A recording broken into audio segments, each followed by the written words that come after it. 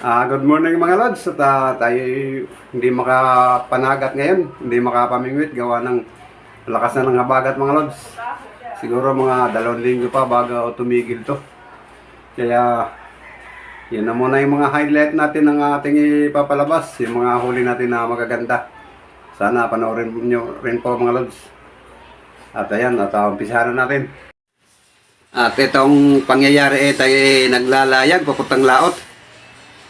At bagong gawa itong layag natin mga lods, kaya tinistingan natin tayo pupunta ng laot. Ito yung ganap noon. At pinakikita ko dyan kung gaano tayo kabilis tumakbo habang naglalayag. Tapos yan yung sagwa natin, yan yung control sa pagliko kung saan ka pupunta. Ayan yung ating layag mga lods. Dalawa kulay niyan, sa kabilang banda niyan kulay pula. At ito yung kadalasang nakikita nyo yung mga lods. Ito yung bukid na kung tawagin sa amin ay Ilihan Hills. Dito ako madalas dumadaan pagka tayo papalaot. Ayan, tingnan nyo. Medyo matayog tong bukid na to. Ito yung official seal ng Barangay Himayangan mga lods. Sa drawing sa official seal namin. Tingnan huli natin mga lods. Yun. Magalaw-galaw pa. Mga dalagang bukid mga lods. Yun. Isa, dalawa, tatlo, apat. Yun, meron pa.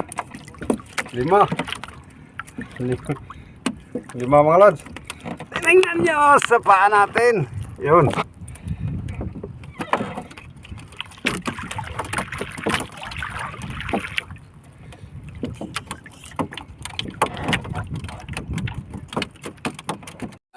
Ito naman yung huli natin mga lods, may halong barakuda. 5 pirasong barakuda huli natin dyan, at saka mayroong talakitok. Yan yung huli natin dyan nung araw na yun mga lods. Ito yung huli niya mga lods, turike. At ito lods, ipapakita natin kung paano magpain ng pusit at ilalagay sa bato na ganito. Ito tinatawag sa amin na kupad mga lods. Yan o, nilalagyan ng pain na ganyan. Isdang salinyasi, tinatadtad. Kung gusto nyo gayahin, ganito lang yung style niyan mga lods. Natali lang yan sa bato. Dito pinapakita ko kung paano pain at magtali ng bato. Yan, ganyan lang mga lods. Yan. Sa gustong matuto, gayahin nyo lang, panoorin nyo lang to kung paano magtali ng bato. Sa mga baguhan na namimingwit. Ito mas mabisa mga lods. At yan, pinapakita ko dito na tayo mag-aarya na. Yun. Aarya na. Ayan mga lods. At dito, pinapakita ko kung anong klaseng gamit natin. Uwang-uwang sa panghuhuli ng pusit. Yan. Dalawa yan mga lods. Yan yung ginagamit natin nung mga nakaraan.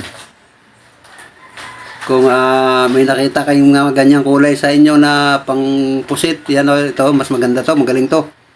Yan o. Tandaan nyo yung kulay mga lods. Baka meron dyan sa inyo, nakita nyo na ganito. Yan, bilhin nyo at subukan yung gamitin. At yan dito mga lods, at ating ipinapakita na yung huli nating malaki.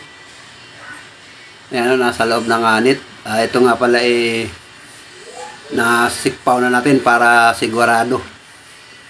Yan, pinapakita ko naman dyan mga lods. So, kung ano kalaki talaga yan. Ayan o, tingnan nyo, gumagalaw-galaw. Talagang fresh na fresh. Ayan o. Sarap to kilawin mga lods. Yun, nakita nyo, yun o. Kung ipinakita ko kanina sa uwang-uwang na magaling talaga yung uwang-uwang na yun mga lods. Ito yung kuha nun. Ayan o. Ayos, may 1 kilo to mga lods. Sa linggukod, ito yung mga klase-klaseng huli natin mga lods. Sa linggukod, pusit, saka ito yung dalagang bukid. Halo-halo na yung mga lods sa linggukod. Yan, at sana naibigan niyo mga lods yung ating mga highlights. At sana supportahan niyo pa rin ako palagi. Yan, at maraming salamat at shoutout sa organic viewers at silent viewers. Shoutout po sa inyo lahat at maraming salamat. sa inyong walang sawang suporta. At ganoon na rin sa aking mga kaibigan sa YT. At hindi ko na isa-isahin dahil baka may magsilos pagka nagbanggit tayo ng isa. Kaya shout out sa inyo lahat, mga kaibigan ko sa YouTube, sa YT. Yan, maraming salamat at hanggang sa muli. Paalam.